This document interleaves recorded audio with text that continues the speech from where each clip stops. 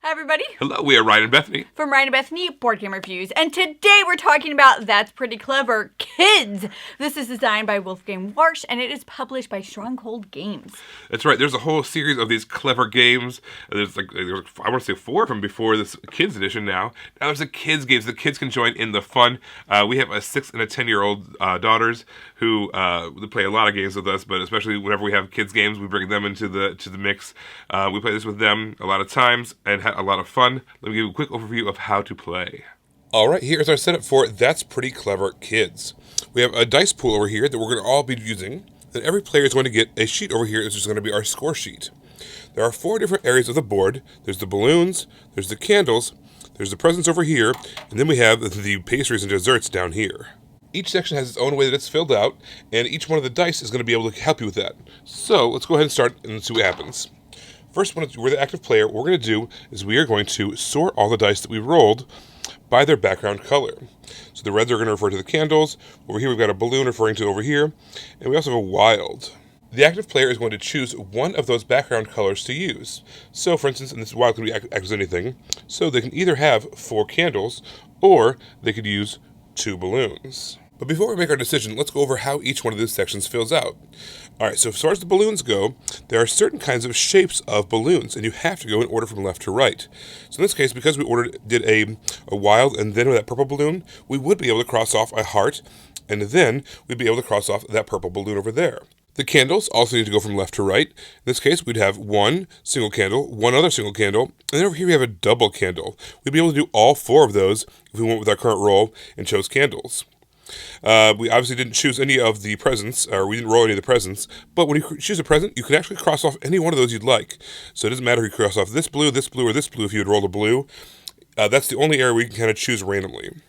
And over here in the pastries, again, you have to go from left to right, but this time you have 3 different tracks going, all divided by the different pastries. You have to have doubles. So if you just rolled 1 donut, you would not be able to cross this off.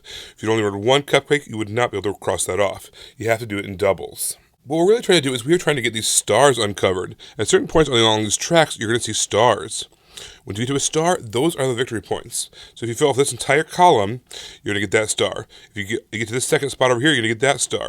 When you get to various spots along these tracks over here, you're going to get stars. The more stars you can get, the better. Remember, those are your victory points. The other things you might come across, though, are these circles. We have a green circle here, we have a blue circle here, we have some different colored circles along the various tracks over here as well. When you get one of those circles, what you get to do is you get to take a free action in the color of that action. So to kind of show you what that might look like, let's go ahead and choose the candles. We're going to choose that wild as one of the candles, and then we can cross off 4 of those candles. There's 1. There's 2. This is a 2 spot by itself. 3 and 4. But that one had a blue circle on it, which means we get to come down here, starting from the left again, and choose one of these to cross off. So let's cross off these cupcakes down here. But guess what? That had a yellow circle on it as well. So then we get to go over here to the yellow circle, which is the yellow section, which is the balloons, and we get to cross off our first section there. That was obviously a very lucky roll, but you can kind of see how things can cascade into one another, and how getting a circle here can cause you to get an action over here, which can cause an action to happen over here. Now, with all the remaining dice that were not used, in this case, just this 1 balloon over here, every other player has the opportunity to take an action. In this case, most players probably won't have a purple balloon ready to go, because their first one's going to be the red balloon. So this will be kind of a wasted action for them. But if we had gone the other route and we had chosen the balloons, and we had done this, then the other players would all be able to use those 3 candles. And remember, this is a kid's game. Kids probably aren't going to be thinking on this level, but when I play this as a grown-up against my wife or something like that, I'm looking for opportunities of how I can deny her actions by drafting things that are only going to be helping me. That's a little bit more sinister and more advanced than some kids might be thinking, but just that is an option. That's really all there is to the game. We're going to keep on rolling. The active player is going to choose their dice first. They're going to fill in those actions. Then all other players have access to the other dice that were not chosen in order to fill in areas, and they can only choose 1 background color as well. In this case, it worked out because we only rolled 2 colors, essentially. But even if there was a whole bunch of different colors out there, the active player would only be able to choose 1 background color, and all the other players would only be able to choose 1 background color. You want to get as many free actions as possible, which is going to help you fill things out, but ultimately, remember, the goal is to get those stars. Those stars are the points. The end of the game is going to be triggered once 1 player has filled out an entire section, all of green or all of blue, all of red, or all of yellow. At that point, you're going to finish the turn, and whoever has the most stars wins the game. One of the things that I thought was good and unique about this game, especially when it comes to kids, is it introduced the mechanism or the idea of triggering or cascading effects. Like this causes this to happen. And I can't think of any kids game that we've played that really like holds your hand through that, really shows you what that's like. And I thought it worked perfectly. Our 6-year-old got it to the sense to where it helped her make decisions because she knew if she could do this, then that meant that she could do this. And so I just thought it was really simple and really nice to introduce that cascading or triggering actions effect for kids. One of the best parts about, playing kids games is playing with fun, silly, unique themes.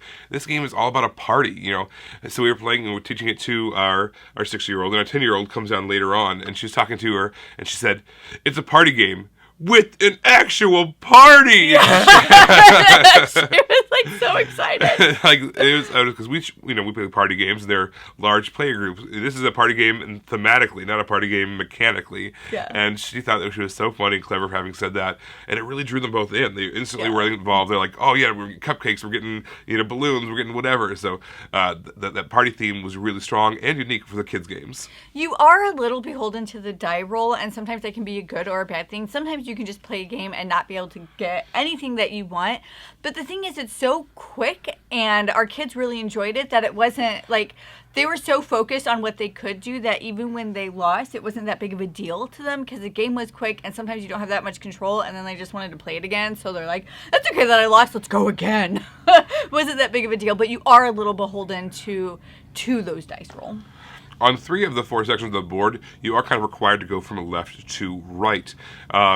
And I think having that restriction kind of actually benefited the game. I didn't like it at first. I was like, well, why? But okay, certain check marks you get, other rewards and other points, but also it keeps the structure of the game intact. You're only looking at, instead of looking at this huge, big, long board, you're looking at the first available thing on this section, the first available thing on this section, the first available thing on this section. So you're going to look at a handful of things instead of a large board trying to figure out what you want to use.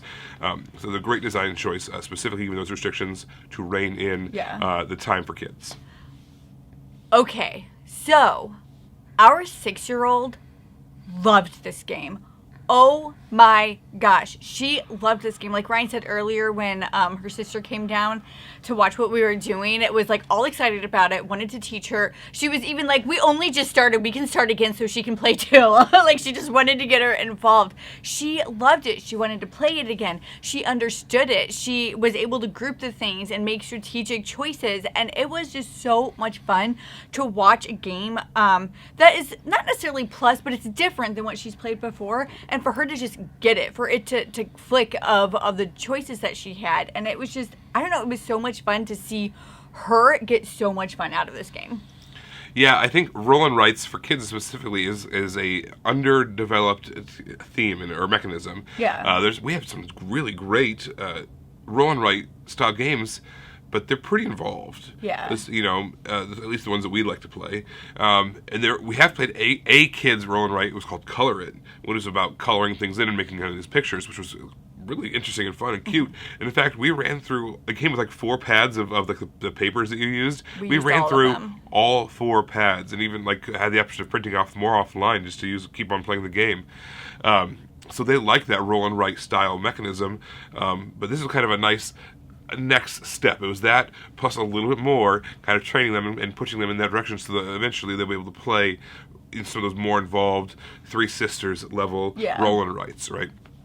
I will say that for our 10-year-old, she's not going to be able to play this for like years to come. She's going to be playing this for like a year because it's new and exciting and fresh.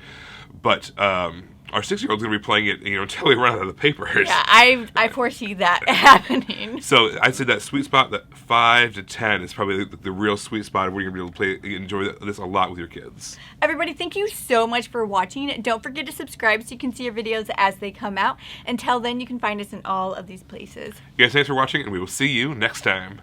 Bye. You guys, thanks so much for watching. This game was provided to us by a publisher in exchange for a fair and honest review. And if you want to see more stuff, check out over here to see something we think you might like. And over here, we think that YouTube has picked out a great video for you you're going to love. Thanks, guys. We'll see you next time.